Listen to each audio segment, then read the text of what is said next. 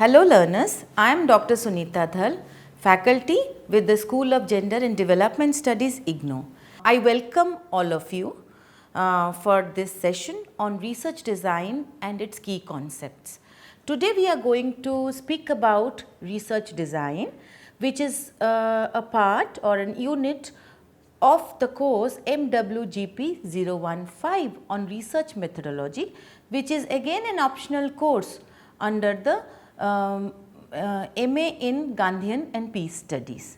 And with this, I welcome all of you, and let's see what are we going to, what are the key features of a research design, and while formulating any kind of research design, what are the significant components that as a researcher or as a student of any of the subjects, what we need to keep in our mind. Learning outcomes. After watching this video, you will be able to understand the key concepts of research design, like what is the meaning of research design and what are the basic components of a research design, and you will be able to differentiate between various types of research design and to be able to formulate a research problem for any project that you wish to undertake in your career. What is research? And I am sure this question must have been taught to you in previous or in the introduction of this particular course on research methodology. And you know, when it comes to what is research, just think what it comes to your mind. For me, as a researcher, research is re-examining the social reality so that a new knowledge can be innovated or a new knowledge can be added to the existing body of literature. And what is the purpose of research? The purpose of research is to generate new information or knowledge or verifying existing knowledge. There are two broader methodologies or approaches in every research or in every in all kinds of research. One is quantitative research, the other one is qualitative research. However, this quantitative and qualitative research methodologies, or if I could say research approaches, they come from, they are different methodologies and they come from two different paradigms. One is positivism, the other one is constructionism. Let me just explain to you positivism and constructionism. Quantitative research methodology has been largely drawn from the paradigm of positivism, where the science is the ultimate truth and science is the knowledge and it is sacrosanct. And what are the basic predicaments of positivism is generalization, experimentation, observation and generalization. So that within this tradition, whatever the results we can get as a new knowledge which is universal to nature, or it can be generalized, it can be generalizable in other conditions. However, qualitative methodologies have been largely drawn from the paradigm of constructionism. For example, you can see in my slide that I have given an example of culture, like how culture is constructed. When we are talking about culture, it differs. The meaning of culture is a way of life. However, it differs even in India across different states, across different local regions or different geographical regions. Similarly, the culture is different when we are talking about the globe. So, therefore, the result can be contextualized, within constructionism, the result can be contextualized in relation to a particular or a specific context or the location where the study has been conducted. What are the key points that we have to keep in mind when we are talking about research design? The basic, I thought of, putting the basic question that what is the distinction between a research method and a research design? The distinction lies in the following points. Research methods can be associated with different research designs. However, research design is the structure to execute research method. Because these are some of the basic nuances that one must be very aware of or conscious of while taking even a minor project under this program. So, research methods, there can be many or multiple research methods associated with a research design. However, research design is the structure or what I can say, it is a framework to be able to execute those methods of data collection, data analysis, interpretation, so that we can arrive at a result. What are the criteria to be to prepare a research design? That is also a very important question, and one can always think about it. And the next question comes to my mind is, what kinds of research designs are there? Is there be only one research design, or there can be many research designs that we can think about? So, let us start with the definition or a meaning of what is a research design. Research design provides a framework for collection and analysis of data. So, I can say that, or we can always see that it is the blueprint of your own research study. So, before we can think of taking up a research study or a project, which is there are I think two project works to be done under the MA program in Gandhi and Peace Studies, and within this particular program the students have to undertake projects, and for projects we can always think of a research problem, which we are going to discuss in the subsequent slides, what is a research problem. But after discussing the research problem, it is very important that we must provide a blueprint about the entire research procedures to be conducted for the present study. So, a choice of research design reflects the various dimensions of research process.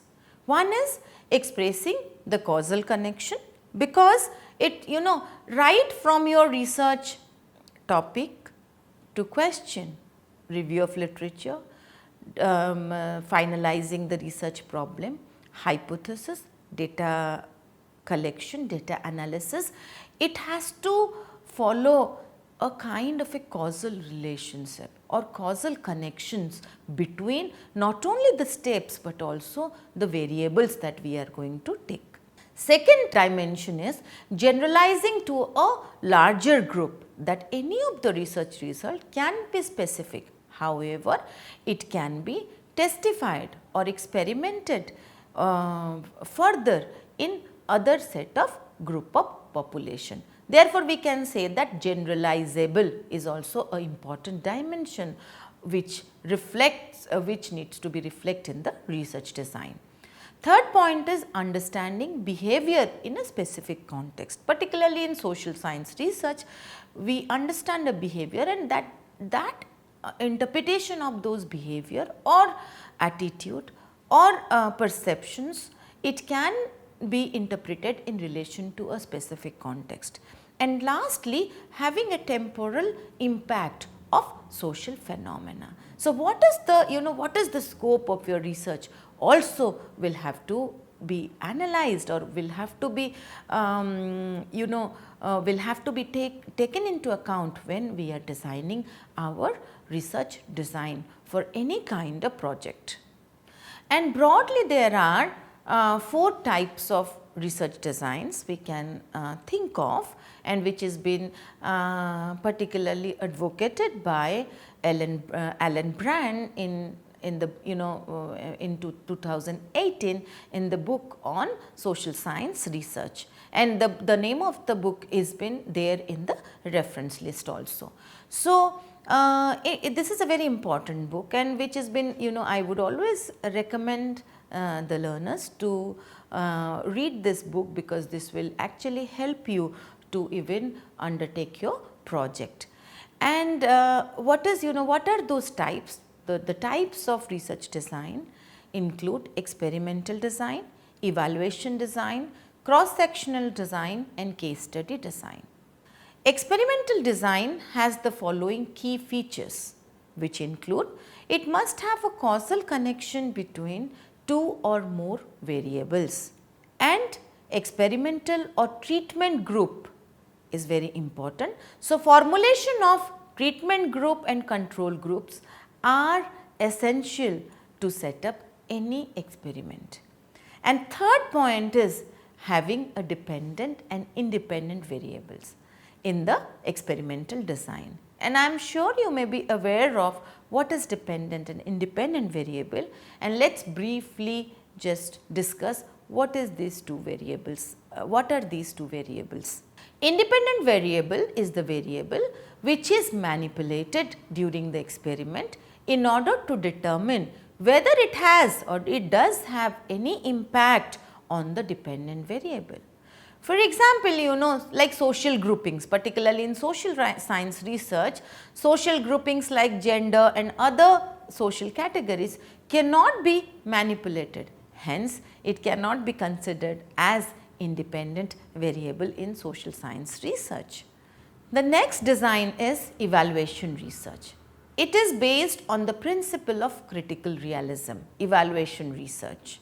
And I think many of the ministries or various government programs, policies, they undertake evaluative research, so that what is a kind of a social change, we are talking about critical realism here. So, what is a kind of social change has been brought by this intervention, a particular kind of intervention can be seen by undertaking evaluative or evaluation research. It is measuring the outcome of an intervention as a result of generative mechanism. So, many policies you are aware of, like of Government of India or any state governments, right, and after, let us say, after a certain period of time, let us say 5-year period of time, you can evaluate the outcome, and the outcomes can be in measurable terms. So, that is a feature of evaluative research. And the last one is the principle of comparison. It is very important. So, one can actually compare what was the situation of people or condition of people before the intervention, and what is the change which has people have experienced in relation to their access to resources or improving their living conditions or purchasing power after the intervention. Therefore, the principle of comparison is also an important feature of any evaluative research design. Third one is cross-sectional design. What is cross-sectional design?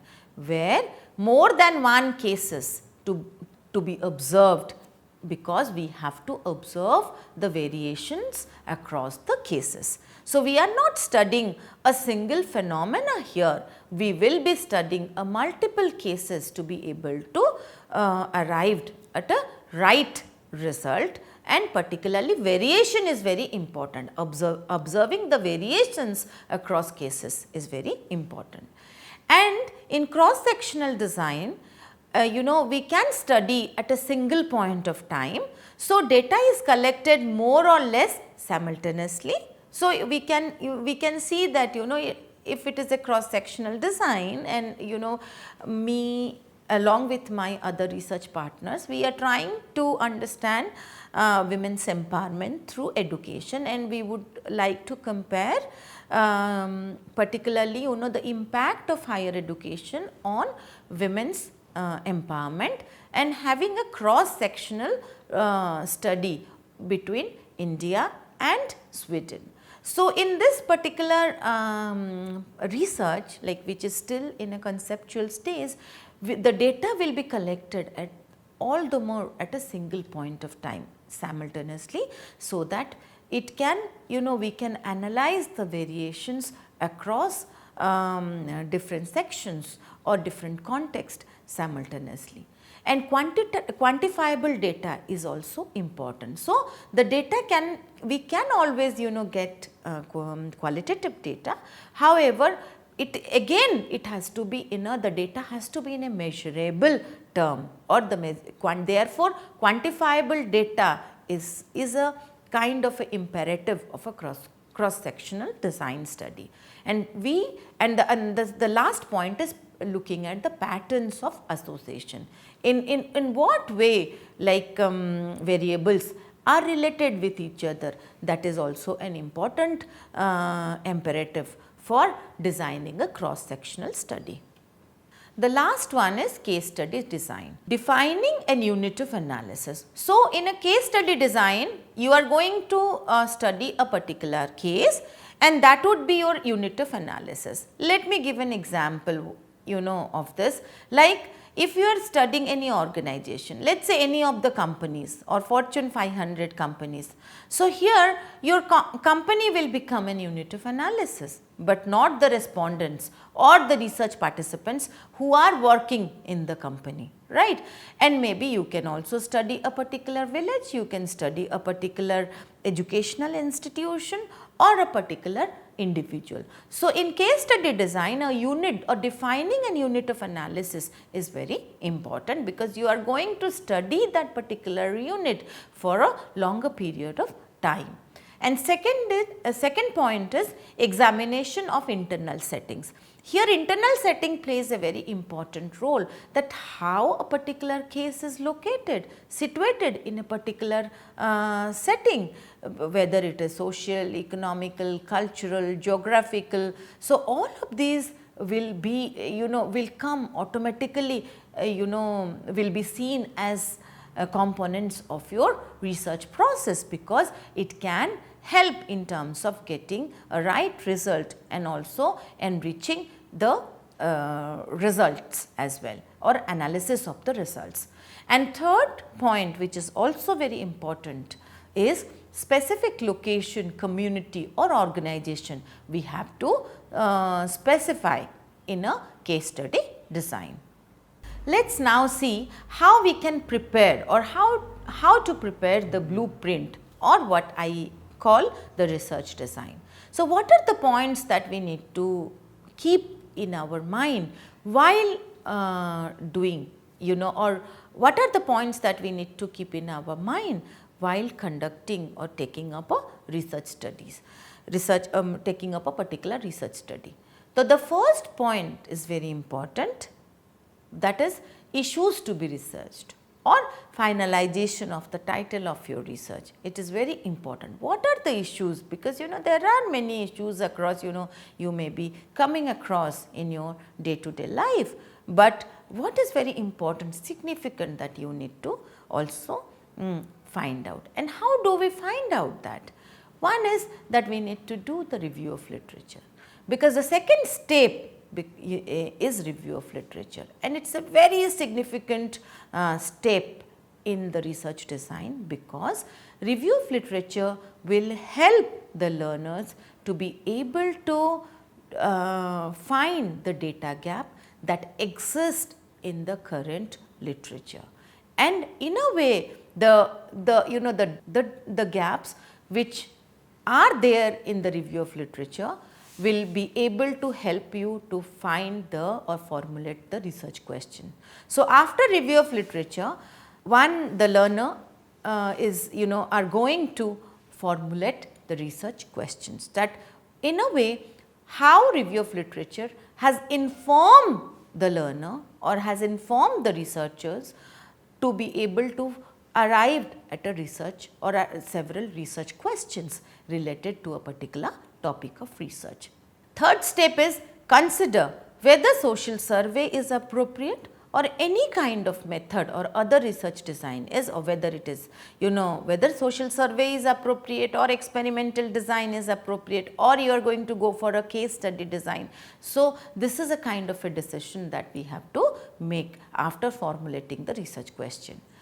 And the fourth point is what kind of population will be appropriate, because sample constitutes an important component of any research or any research process. Therefore, what kind of population will be appropriate to experiment this particular research question. Next point is what kind of sample design will be employed, whether it will be probability sampling method that we are going to follow or non-probability. So, all of the decisions will have to make in the blueprint itself. Next is explore the possibility for a sample frame, whether for example, if we are going to take a or if we are going to make a study on a particular school, right, and therefore, what would be your sample frame if you are interacting the students and teachers in a particular school and you are designing a case study, you are designing a case study method. So, in that situation the registrar, the students register will be serve the purpose of a sample frame, or employee register or the teachers register will be seen as a sampling framework or sample frame for that particular study. Then decide on the sample size. Looking at the population or the universe, you are going to look at, you are going to decide what would be the sample size for a particular project. And next, the last one is decide on the mode of administration of data and collection of tools. So, it is very important that we are going to decide that what are the kinds of data collection tools or methods are available with us, and how are we going to take those for the present study. Then develop questions, then review questions on face validity, undertake a pilot or feasibility study. It is very important, so that we can actually testify, we can test the questionnaire or the schedule which are going to be administered for a particular research. Further, after having a pilot study, you are going to revise the questions accordingly, finalize the schedule for data collection, then draw sample from the population, administer the schedule to the population, follow up non-respondents, like the research participants who are not responding, then follow up with them. Then comes the stage of data coding, analysis and interpretation of finding, and finally coming to the concluding step of the research design, that is consider the implication of your research, which means what is the scope of your research. Now, we are going to look at the choice of a research problem. While deciding on research problem, we have to keep in mind certain points. The first is what is significant for scientific research, important for improving the living conditions of human beings, contemporary topics of interest, research topic is attached to guides or funding agencies, like I think you may be having some supervisor or you are attached to the supervisor. So, it is very important. Will the research questions or the methods are being used lead to ethical problems? Here we have to also consider that any of your research should not breach any of the ethical issues, and does this topic have any theoretical interest for the larger research community or academic community. Points of emphasis, let me give an example of qualitative research design.